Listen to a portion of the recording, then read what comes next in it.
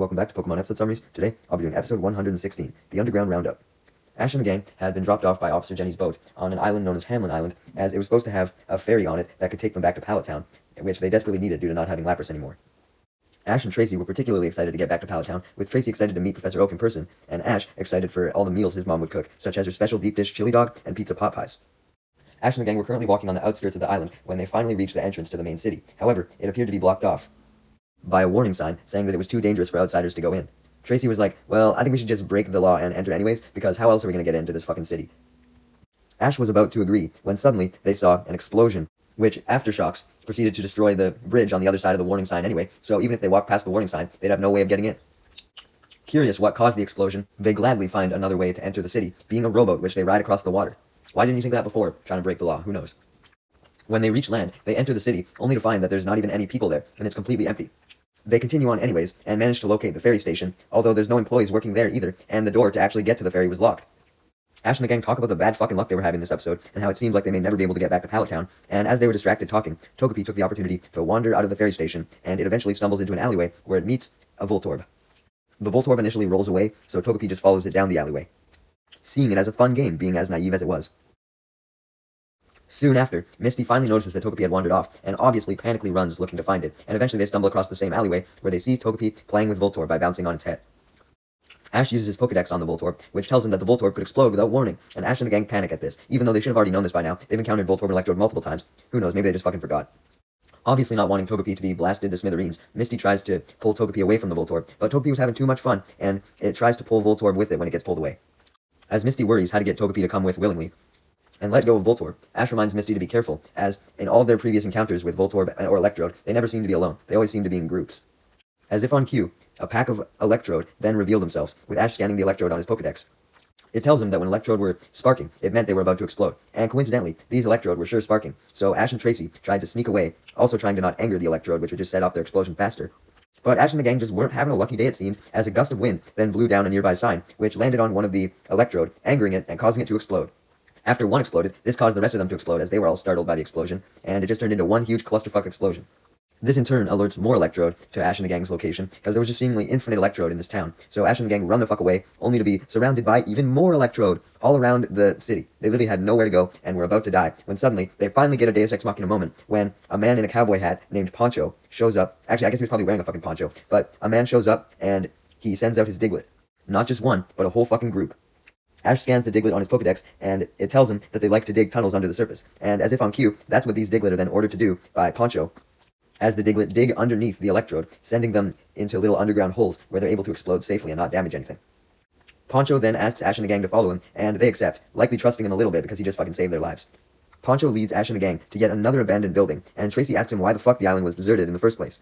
This leads Poncho to reveal the island's backstory. Essentially, Hamlin Island used to be a very, very popular tourist spot, and had a lot of residents of its own, but then one day, a local scientist was experimenting on a Voltorb, attempting to generate electricity, when it managed to escape from the lab, and due to being experimented on and being all fucked, this caused it to multiply, and all these multiplied Voltorbs eventually evolved into Electrodes.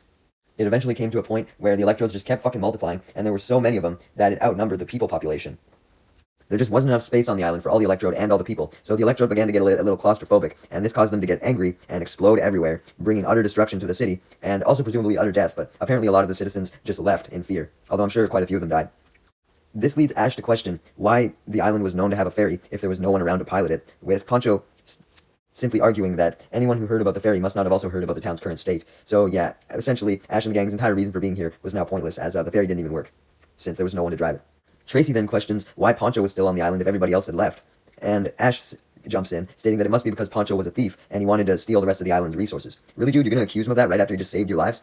Misty obviously scolds Ash for this, thankfully. But the man simply shrugs off Ash's suggestion, saying that he understood why Ash would think something like that, but explained that he was actually a Diglett rancher that was assigned by the town's mayor, who was practically the only one who still fucking cared about the city, to get rid of the Electrode in an attempt to bring all the tourism back. He explains how he does this, which involves his Diglett digging the tunnels underneath all the Electrode, which sends them underground, and then the Diglett go underground with the Electrode and guide them through underground tunnels that they've dug to an open field. This field was big enough for all the Electrode, so his plan was essentially to transfer all of the Electrode via underground tunnel to this field so that they would be away from the town and could explode if they wanted and not harm anybody. The man, Poncho, then explains that there is a bit of a caveat to his method, being that it took such a long time for the Diglett to dig all these tunnels, so a lot of the people that originally left the town were complaining that it took too long. Poncho added that he felt immense pressure to speed up so that he could make all the people happy and they would therefore return to the island, but he just couldn't go faster, it was impossible. It turns out that it wasn't just the townsfolk that were unhappy with how slow Poncho was going, as he then got a phone call, which Misty answered, but quickly handed the phone off to him. It was the mayor.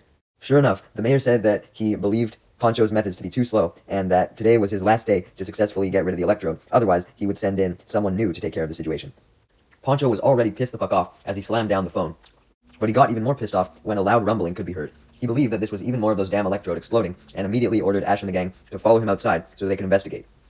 When they went outside, however, they discovered that the source of the rumbling was not electrode, but something coming out of the water, which quickly revealed itself to be a giant machine as it drove on land, and Team Rocket popped out, revealing that they were behind this whole situation.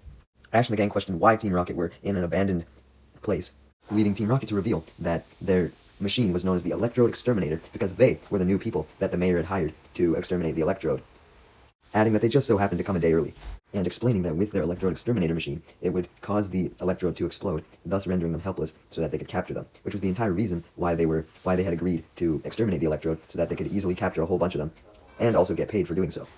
Not wanting to waste any more time with exposition, Team Rocket raced off in the exterminator machine. They obviously find several electrodes with no problem, and the machine's arms pick them up and put pressure on them, which causes them to explode, and then they put their remains in the machine's storage.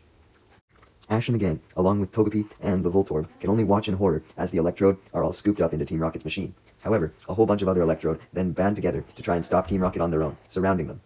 Poncho and Tracy panic at this, as although they were glad that the electrode were trying to get their revenge, since there were so many electrode in one place, if they all exploded together, it could destroy the entire island. As if the electrode needed anyone else to come in and threaten to explode, because, that would just result in an even bigger explosion that could destroy the island, Voltorb decided to jump in, wanting to help out, wanting to impress its evolved brothers. Team Rocket decide that they want to capture the Voltorb as well, and tries to do so as the Voltorb rushes toward the machine. Togepi begins to panic, not wanting anything bad to happen to its new friend, so it tries to use its metronome. As you know, that always seemed to work as a Deus Ex Machina moment though. However, Misty noticed it using it, as the move it was using was only a splash, causing it to jump up and down. And of course, when we actually need the metronome, it's a useless move. Misty then notices Togepi try metronome again, as its arms glow blue, but unfortunately, nothing happens yet again.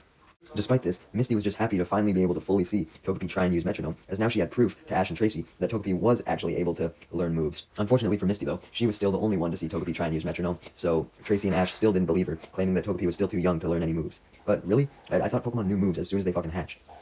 Not being able to do anything with its metronome, Togepi simply runs out to try and guard the Voltorb, as it was successfully dodging Team Rocket's machine. Pikachu, obviously knowing that Togepi wouldn't be able to be a successful guard against a goddamn machine, comes out to assist Togepi and use a Thunderbolt. Unfortunately, Meowth laughs as he states that the exterminator was electric-proof. Damn, Team Rocket really thought of everything this time.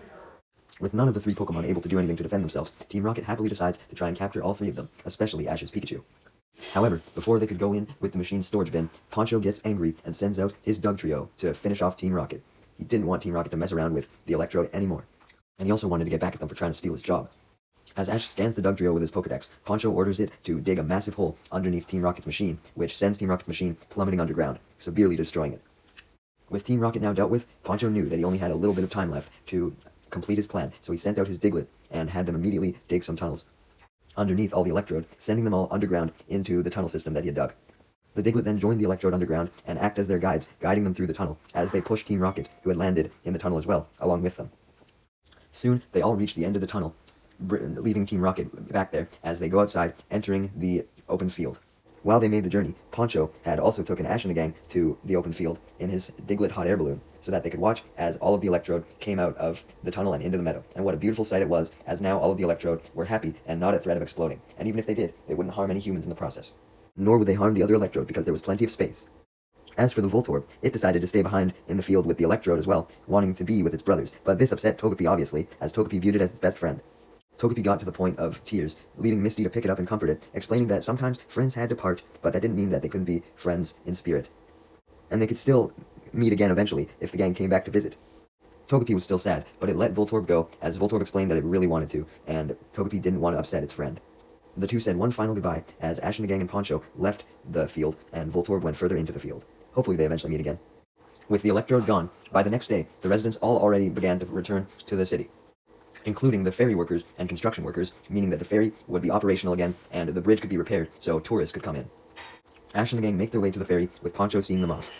He thanks Ash and the gang for their help with Team Rocket, stating that because of them, it meant that he didn't have to lose his job, and in fact, the mayor had actually given him a big bonus and a key to the city as a reward for dealing with the Electrode.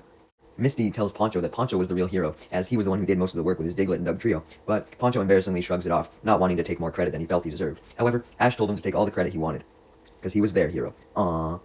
Also, Ash knew everything about taking credit for shit, so if he says that Poncho can take credit for this, I think he can. The episode then ends with Ash and the gang leaving on the ferry back to Pallet Town, saying goodbye to Poncho and his Diglett and Doug trio. Unbeknownst to them, they weren't the only ones heading back to Pallet Town on the ferry, no. Jigglypuff was on the ferry as well, and it was coming along. I know it's been quite a few episodes since we've seen it, but nope, the Jigglypuff is still here.